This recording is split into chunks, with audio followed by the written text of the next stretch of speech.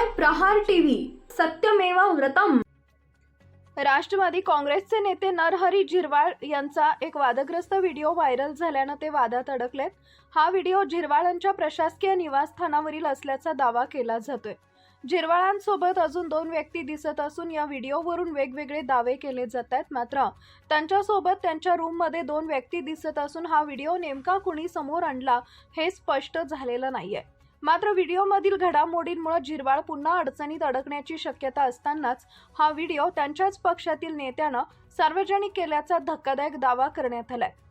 प्रसार माध्यमांशी बोलताना झिरवाळ प्रकरणावर काँग्रेसचे नेते विजय वडेट्टीवार यांनी भाष्य केलंय। जे नको आहे ते टार्गेट होत आहे, तसं झिरवाळ यांच्या व्हिडिओबद्दल सूचक प्रतिक्रिया देताना वडेट्टीवार म्हणाले, प्रत्येकाला जागा रिकामी करून घ्यायची आहे, स्पर्धा खूप आहे। एका मंत्र्याची विकेट गेली की दुसरा टपूनच आहे, त्यामुळे दुसऱ्याची विकेट काढण्यासाठी तिसरा लाईनीत येतोय। अशामध्ये हे सर्व प्रकरण घडत आहे असं वडेट्टीवार यांनी म्हटलंय।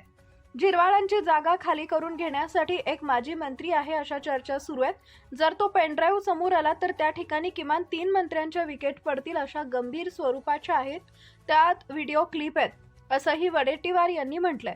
म्हणजे झिरवाळ यांचा हा व्हिडिओ त्यांच्याच पक्षातील माजी मंत्र्यानं झिरवाळांना मंत्रिपदावरून खाली खेचण्यासाठी समोर आणल्याचा दावा वडेट्टीवार यांनी केलाय।